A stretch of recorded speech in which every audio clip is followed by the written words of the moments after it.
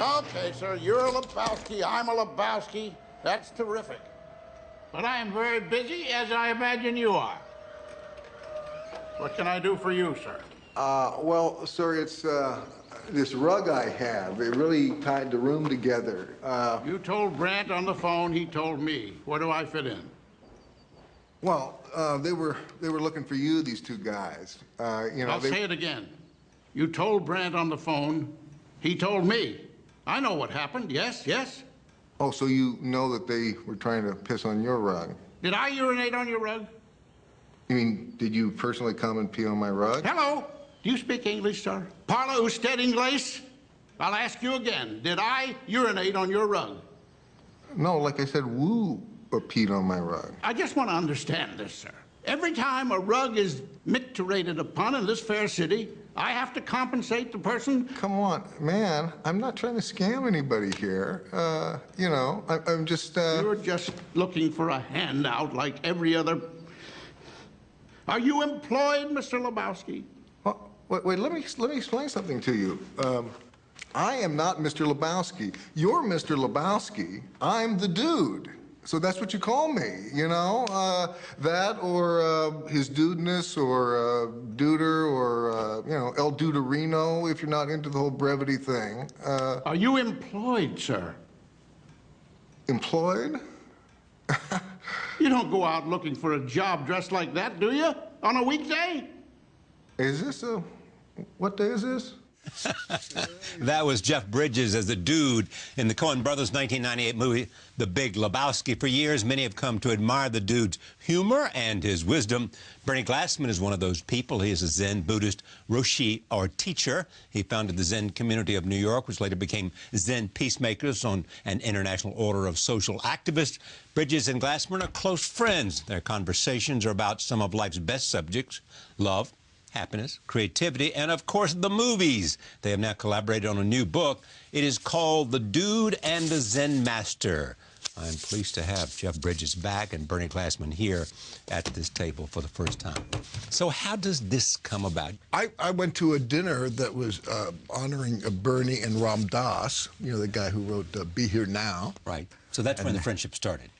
At that dinner, we got into good conversations, and then I think, if I remember right, I did a workshop with Krishna Das, and you came to the workshop. That's right, yeah. And then after that, we hung a little, and then we both liked to smoke cigars. Yeah.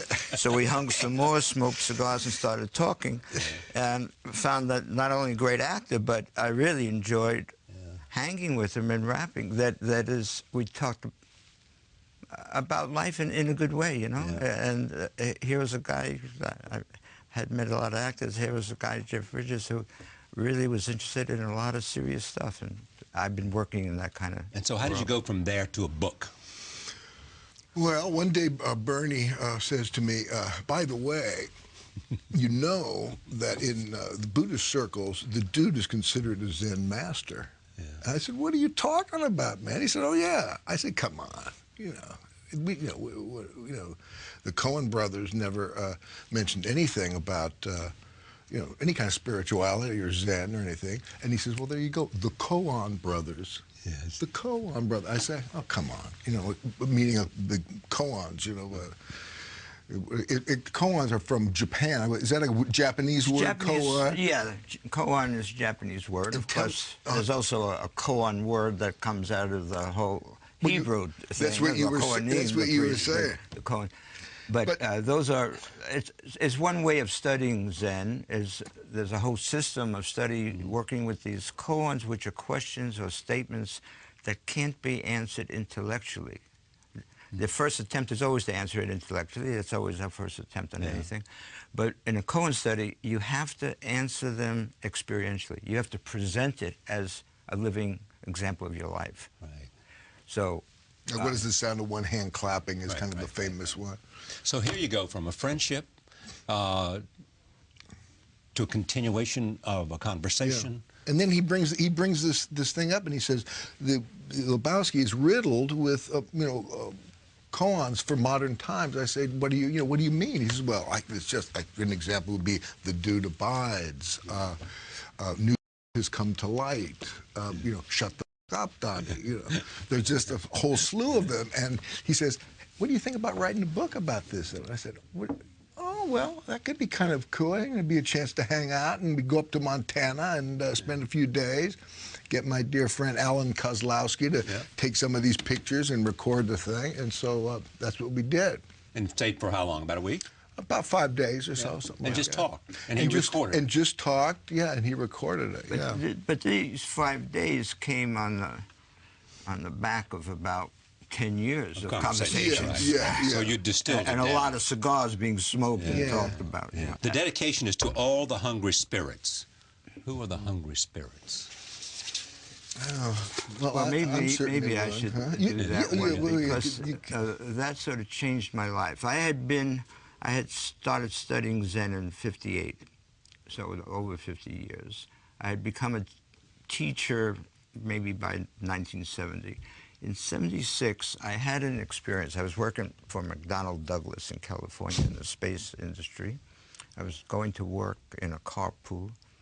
And I had an experience of what I call the hungry spirits of the universe, thirsting and being hungry for things, power, money, fame, food, all kinds of thirst.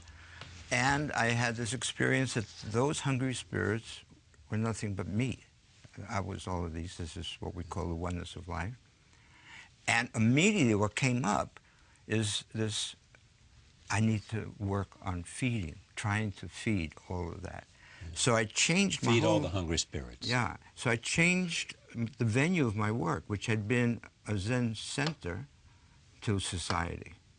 So that was a big shift. Instead of working strictly for those who were coming to a Zen center to learn about Zen and all that kind of stuff, now I started to work in the world of business, in the world of social action, in the world of politics, you know, in all of society. The venue shifted to the world. Yeah. Let's talk about some of the concepts, starting with the dude abides. That to me kind of goes in tandem with another koan in the book, which is the dude is not in. Yes, we'll get to that one, but go ahead. But they kind of go together in my mind. And the dude abides, well, where does he abide? He abides nowhere. He's not in. So therefore he abides everywhere. Right. That's it? That's my hit on it. How about you, Bern? What do you, is that So let me unpack it maybe for a wider because audience. many of us, right, all of us, I should say, abide somewhere. We abide in the liberal world, or the conservative world, or the Tea Party world, or I do a lot of work in the Middle East, in the Palestinian world, we abide in a world which means that we shut everything else out. The dude abides, or abiding nowhere, or not being in, means that you're open to anything that's coming in. So even though you might still be working in those fields, now you're open to all the opinions, not being stuck to the opinions of the place you're abiding. Hey, man. Howdy do, dude. I wondered if I'd see you again. I wouldn't miss the semis. How Oh, things yeah? been going? Oh, you know, strikes and gutters, ups and downs. Sure, I got you.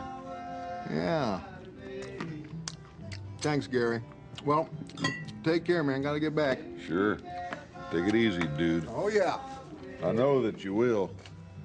Yeah, well, the dude abides.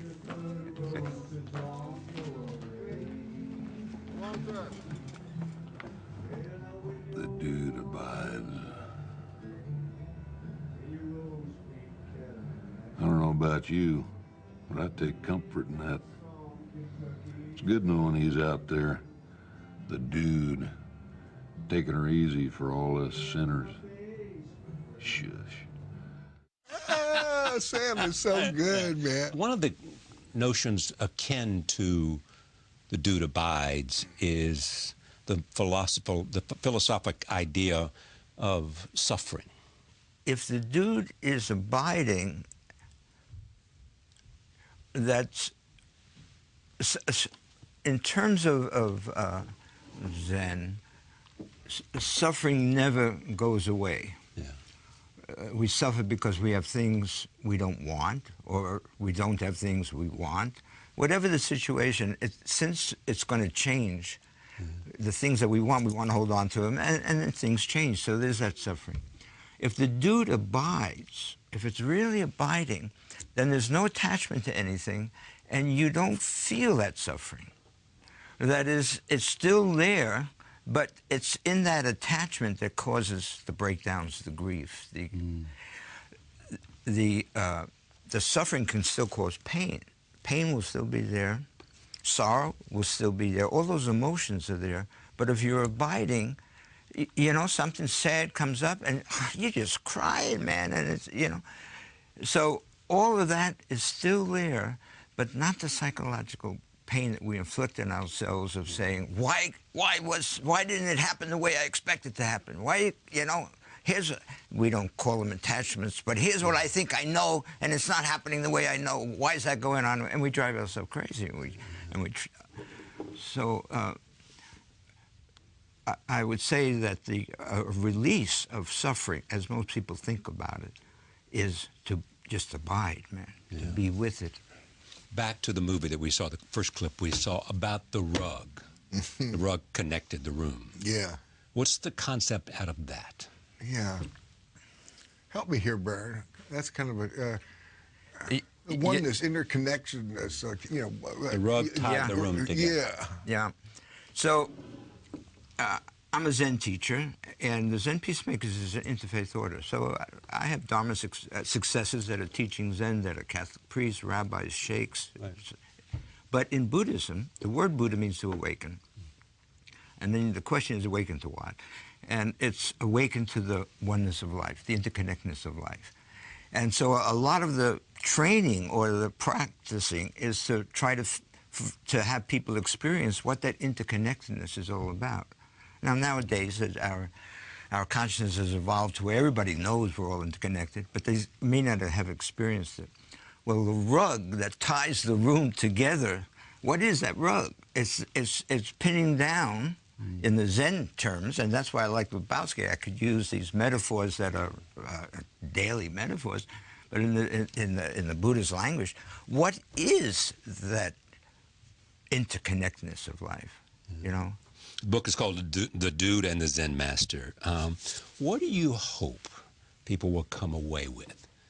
You know, as you asked that question, I'm thinking the impetus to do the book it really didn't come out of like I want to leave a message. Leave a message. It was just hanging with my buddy, really. Yeah. And I guess maybe, you know, as I say that, maybe some of the secondary stuff was to turn folks on to Bernie's work, the Zen Peacemakers, right, and also the stuff that I'm involved in with hunger, No Kid Hungry, and that kind of stuff. You know, maybe turn folks on to Bernie. I mean, that's kind of you know, because you know, I got off on what he's all about. I have been doing that for a while. Yeah. All right, but let me apply this to, as well, the ideas, and help me, Bernie, to acting. How is all this applicable? Yeah. In terms of how you approach acting? Yeah. Well, a lot of the things that later on I kind of learned, oh, that's kind of a Zen-ish type approach. I had those things before I really got into it. Knew it was Zen. Yeah, knew it was Zen. And a lot of that, you know, is from my father, you know, how he, you know, taught me when I was a kid, you know, working, you know, doing a part in Sea Hunt. You know, I was 8 years old. You know, he would talk about, you know, learning your lines and then being able to be kind of facile with it and actually create some kind of emptiness or openness in yourself. So when the person says a line, you're not waiting for his lips to stop before you say your line. You're letting what he's saying kind of affect you, and that determines how you go. And so respond. And so I find that you know, all these years, I kind of approach it the same way. I learn my lines. I figure out how I think would be an interesting way to do it. I think maybe 5 or 6 different ways to go, and then I show up for work. And I do my best to let all that stuff drop away and see what my bigger self, you know, the other actors, the director, the weather, how all that informs my thing, and just say, you know, that's, you know, sometimes I will say a prayer, you know, take me, you know, what you want me to do with me, man. Yeah. You know. But there's also a sense that if it's not exactly the way you might have imagined it, Yeah. you may do something to break the moment. Oh yeah. Oh, I say yes. Yeah. Occasionally, I'll find. You know, Bernie was talking about this suffering over suffering. You know. Yeah. So sometimes, you know, when you think about, you have. Gee, I really liked the way I was preparing for that scene in my room. You know, and now the director is really not there, and I'm kind of attached, man. I can feel it. So I'll have this impulse to do something that kind of breaks that attachment. You know. Where who I had an impulse right now to show you, I'd go over there, you know, I'd kiss you and mess up your hair and go over there and tweak your nipples, you know, or I'd roll on the ground and just scream, or, you know, do something that just kind of breaks the thing, and that helps. Yeah. You know, that helps. One of the things, I just recently finished a film with Kevin Bacon, who I really enjoyed working with a lot, and there's a certain amount of You played a character that was dead, did you? Yeah, yeah. It's a very weird. Yeah, very weird plot. Funny. It's a comedy, you know. You know, we play Ryan Reynolds and I play two dead cops who are hunting dead people who are pretending to be alive. Right. Very bizarre. But you know, actors, you think, you know, you've been doing this so long that you would kind of get over, you know, anxiety about performing, but, you know, I don't. I mean, there's a certain anxiety I have right here, you know, talking with you, because we're kind of, you know, doing something that, you know, I want it to come out good. And it's not scripted. And it's not scripted, you don't know. We don't know where it's going. So Kevin, I don't. Kevin, but yeah, you never know. And why should there be tension? But I can just notice it in myself, kind of a little tightening. So we're doing a scene. It was a particularly big scene, but it was one of the first scenes that I was doing with Kevin. And he looks at me and looks at the other actors, and he says, "Remember, everything depends on this." You know, which is totally, you know, ridiculous, you know. Oh, and that kind of like lightens it up. But at the same time, it has another little English on that ball that, yeah, he's right. You know, everything does depend on just this moment. What are we doing right now? That's what's significant. Were you a friend of Werner Erhard?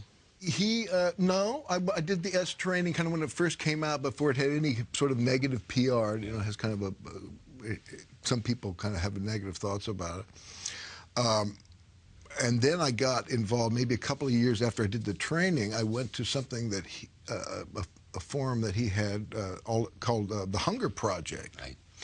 And it was fascinating. It was all about ending world hunger. And he presented all the facts about hunger, how, you know, how terrible and how prevalent it is in our world, and how it's not a matter of not having enough food, not having enough money, or not knowing how. We know how to do it. The country's been ended. It's about creating the political will. Right.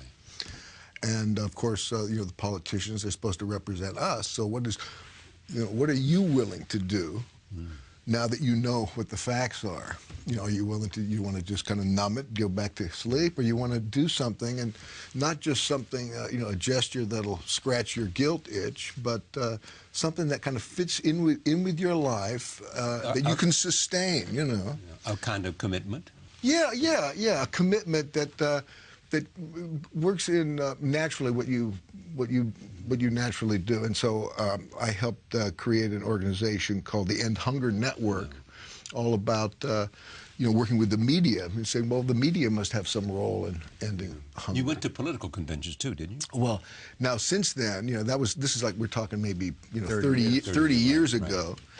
Right. And about maybe 15 years ago, I kind of shifted from world hunger to hunger here in America, because you know, some of our safety nets, you know, had holes in it, and people were, you know, hunger was really a terrible thing, and so I shifted to hunger here. And about 2 years ago, I met this guy, Billy Shore, who has a great book. Has he ever been on the show? Yes, oh, he's so great. He's a really committed activist. He used to work with Gary Hart. Yes, right. Share Our Strength. Right. And he has a campaign called No Kid Hungry that I'm the national spokesperson for.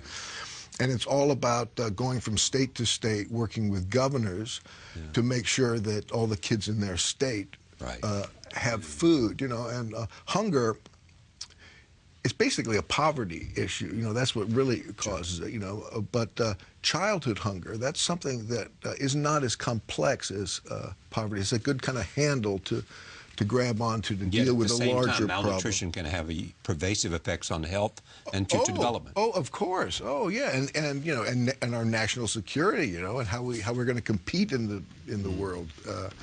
And so I've you know, like you say, I went to both conventions, the Republican convention and the Democrat convention, and I'm happy to say that the chairman of both the Democratic governors and the Republican governors are both of their states. They're on board. Governor McDonald from Virginia and Bob McDonald. And O'Malley from Maryland. Yeah, they're both on it. So I wanted to Republican and Democrat. Republican and Democrat. So I wanted to go to both conventions and you know, celebrate the guys who are on board and trying to get more guys on board to take advantage of this over $1 billion of federal funding that's available to states. Many states aren't even aware of it, to help feed the kids in their state. What is the power of Zen? The power of Zen, can I do it as an example? Yeah.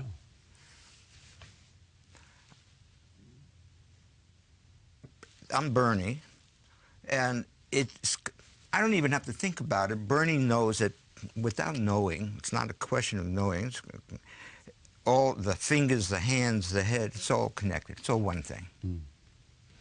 Imagine that this hand had some kind of illness and thought it was separate and gave itself a name. It's Joe. This hand, same thing. It's Mary. Now, Joe gets gashed and blood is pouring out. And Mary looks at Joe and says, "Oh, look, there's blood pouring out. I should do something about it." But maybe not. Maybe I'll get sued. I don't know anything about medical stuff. I never trained. And in fact, I'm wearing a new dress. I might get all bloody. So Mary walks away. Joe bleeds to death. Bernie dies. Mary dies. Imagine you have an experience in which Mary and Joe sort of disappear. It's all one thing. It's all about Bernie. The hand is gashed. Now this hand just does whatever it can, does the best it can to do something. It doesn't walk away. It takes care. Now, if there's hunger, the hands don't fight over who is going to get the merit of feeding Bernie who's hungry. Now, whichever hand is closer picks up food and feeds. It takes care. So the power of Zen, you just now project that further. I meet a homeless person in the street. It's not me. So I cross the street. I don't want to see that. You know, I don't want to see that kind of suffering or whatever. If that becomes me, if the experience of Zen, if you experience that oneness, now I can't cross the street. I say hello. I say, how are you? I do whatever. I do the best I can. Maybe giving money, but that's not important. What's the most important thing? To give love. To love that.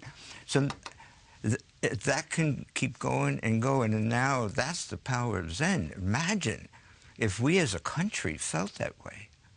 We'd be taking care of everything without, to the best we can. Doesn't mean we can solve the things, but we would be doing the best we can instead of denying it, arguing about it, keeping to our own positions, you know. That's the power of Zen, that interconnectedness. It's the rug that ties the room together. That's the power. I think we now got it. We have it. The book's called The Dude, and the Zen Master. The Dude is with us. The Zen Master is with us. Bernie Glassman and Jeff Bridges. Thank you, my friend. Great to see you again. Hanging with you, Chad.